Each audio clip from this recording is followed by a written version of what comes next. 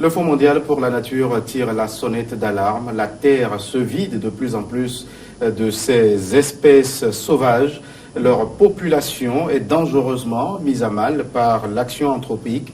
Selon un rapport publié le 30 octobre 2018, la Terre a perdu 60% de ses vertébrés sauvages entre 1970 et 2014. Nous en parlons sur ce plateau avec un acteur de la société civile, défenseur de l'environnement. Clastino est notre invité.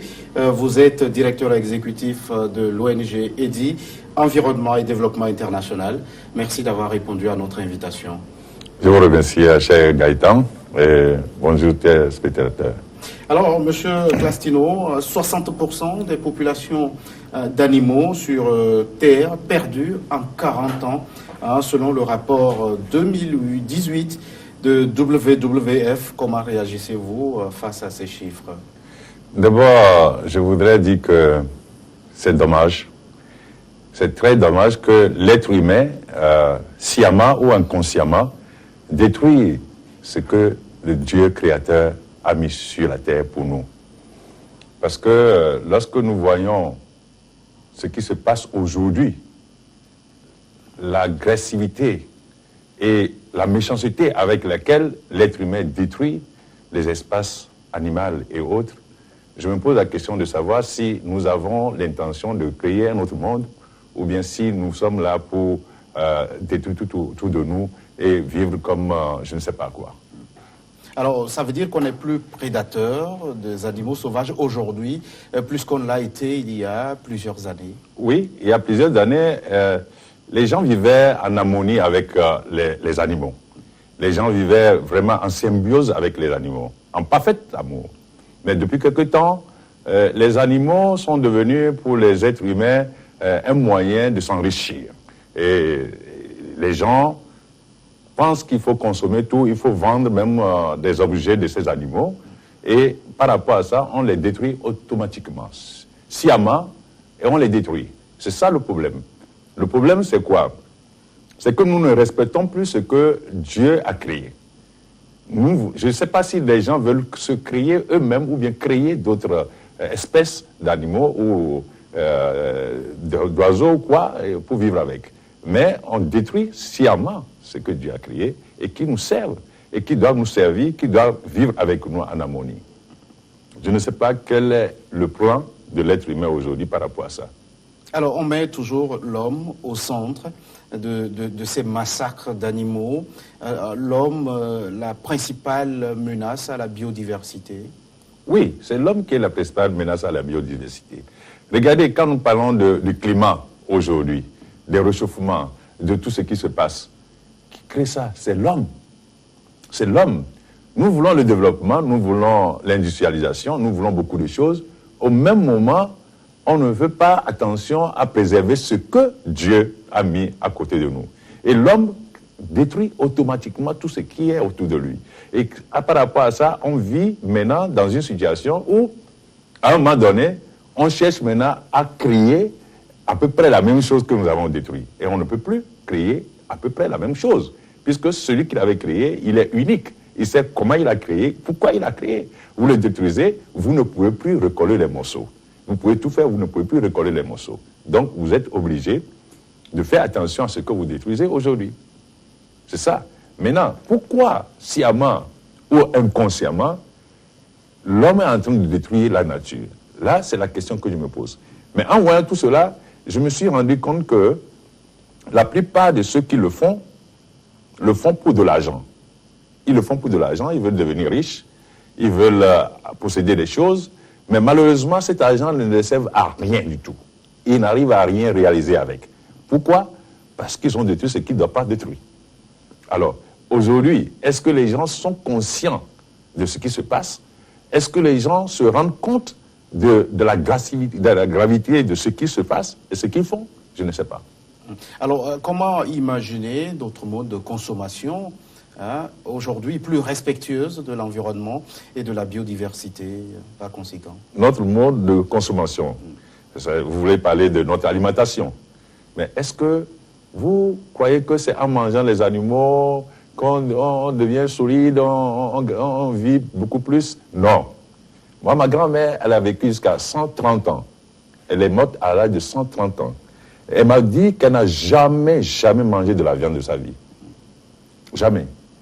Elle consommait que des feuilles et, comment on appelle-t-on, du poisson séché et tout cela. Mais elle a vécu jusqu'à 130 ans. Elle n'est jamais tombée malade. Ça veut dire que ce n'est pas en consommant de la viande qu'on vit beaucoup plus longtemps ou beaucoup plus en bonne santé. Au contraire, ça détruit la santé. Donc, je ne sais pas si les gens pensent que c'est par rapport à la consommation de nos nourritures qu'il faut détruire les animaux ou bien détruire la végétation animale.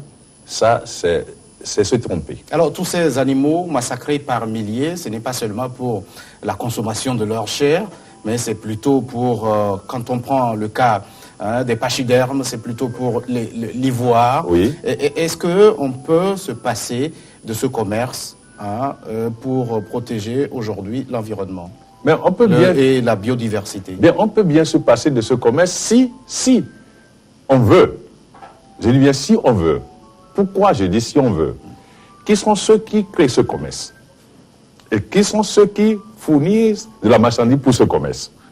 D'abord, ceux qui créent ce commerce, ce ne sont pas les Africains. Ce n'est pas les Africains qui créent ce commerce, mais c'est les Africains qui sont les fournisseurs de produits pour ce commerce. En fournissant ces produits pour ce commerce, ces Africains détruisent automatiquement ce qui est leur bien pour eux, pour leurs enfants et les petits-enfants, sans se rendre compte. Et les demandeurs, parce qu'ils n'en ont plus chez eux, ils veulent aussi que l'Afrique ne puisse plus en avoir. Vous vous rendez compte, par exemple, pour les pachydermes, l'éléphant, par exemple. Il y a 100 ans en arrière, il y avait presque 300 espèces d'éléphants. Avant la colonisation, on nous fait comprendre que l'Afrique comptait plus de 20 millions d'éléphants avant la colonisation. 40 ans après, nous sommes tombés, on a perdu plus de 20% de cela. En 1979, il ne restait que 500 000 de 20 millions. Vous vous rendez compte? Ils sont passés par où? C'est de la même manière que je me pose la question, où sont passés nos grands-parents quand on les a vendus comme des esclaves? Donc, on les a vendus comme des esclaves, et en plus, on a pris les éléphants et les défenses avec. Alors, qui sont ceux qui créent ce commerce d'ivoire aujourd'hui? C'est les Européens, c'est les Asiatiques qui les créent. Alors, Clastino, nous allons revenir dans le courant de cette émission sur le cas spécifique du trafic d'ivoire. Mais avant, est-ce que selon ce rapport dont on parle, est-ce qu'il est trop tard de rectifier le tir? Non, il n'est pas trop tard. Il n'est pas trop tard s'il y a la volonté. Vous savez, l'éléphant met 3 à 6 ans pour mettre bas. Un éléphant, pour avoir un enfant, il faut 3 à 6 ans. Maintenant, si nous restait même une dizaine d'éléphants et qu'on veut en avoir une population, on peut. C'est une question de volonté. C'est une question de volonté. Je dis, quand il y a la volonté, on peut tout faire. On peut tout faire s'il y a la volonté. Maintenant, qu'est-ce qui se passe? Pourquoi les gens n'arrivent pas à arrêter? Pourquoi on n'arrive pas à arrêter? Parce qu'il y a la demande. Une fois qu'il y a la demande, il y a aussi les gens pour fournir. Tant qu'il n'y aura pas de demande, l'éléphant va se multiplier tout seul. Il n'y aura plus personne pour les massacrer. C'est ça la réalité. Et la demande, c'est à quel niveau précisément? C'est au niveau asiatique, au niveau européen. Regardez, quand vous allez chez les Africains, je ne vois pas, moi je suis à Lomé, je voyage beaucoup, je vais jusqu'en Centrafrique et tout ça, je ne vois pas les Africains porter les bijoux en ivoire, les bracelets en ivoire, ou bien lorsque je visite même des Africains, qui sont des cadres, des gens qui ont des objets d'art chez eux, rarement, je dis bien rarement, je trouve des objets d'art en ivoire chez ces gens-là. Ça veut dire que l'Africain n'est pas porté sur les objets d'art en ivoire.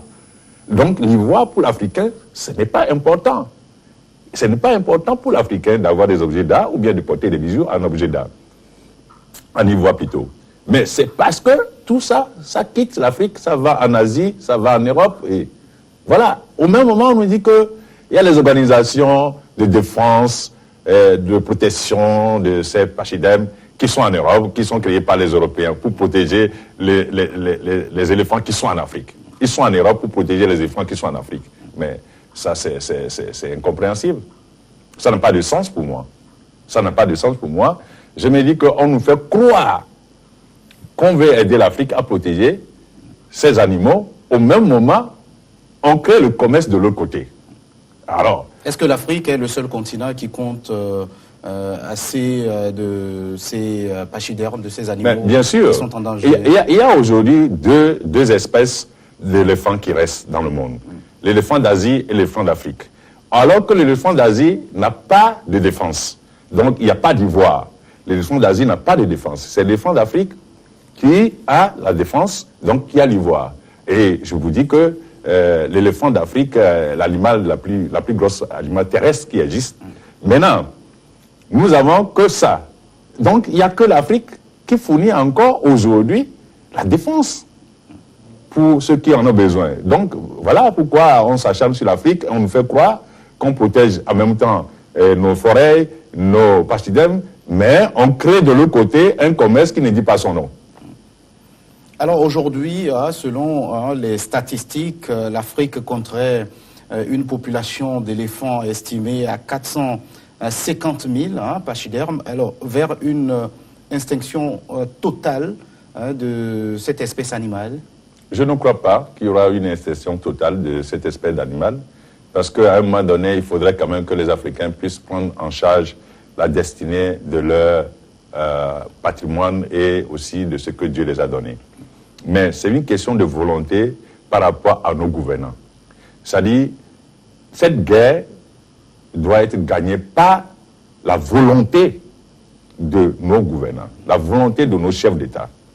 Regardez, lorsqu'on parle aujourd'hui de la protection de ces animaux, ce qu'on met en place pour les protéger, quand vous voyez le budget que l'État met pour protéger, c'est insignifiant par rapport même au budget de la sécurité personnelle de chaque chef d'État.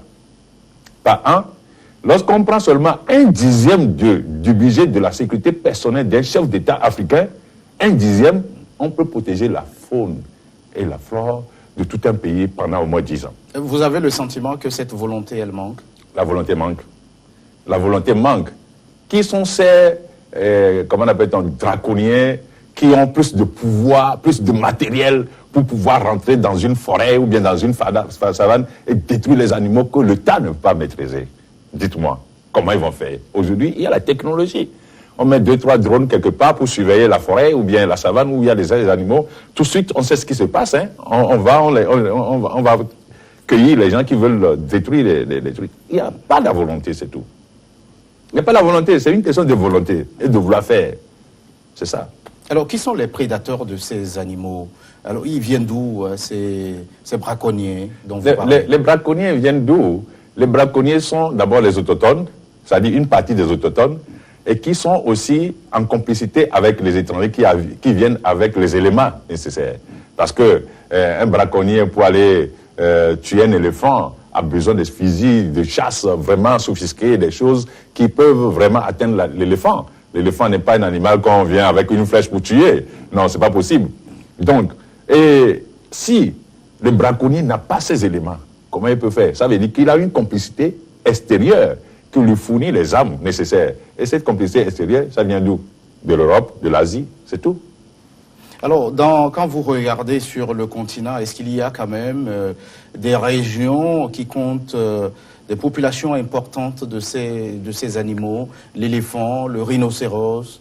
Oui, on parle aussi aujourd'hui de l'Afrique du Sud et puis on parle aussi du Zimbabwe et autres qui en ont une population. D'abord, ils trouvent que la population de ces animaux par rapport à la population humaine, des fois dans les zones, ça dépasse qu'il faut nécessairement régulariser ou bien essayer de détruire quelques-uns. Mais ce n'est pas une bonne manière de tuer parce que l'éléphant, la population de l'éléphant par rapport à cette zone géographique dépasse la population qu'il faut tuer quelques éléphants. Non, il faut les déplacer plutôt.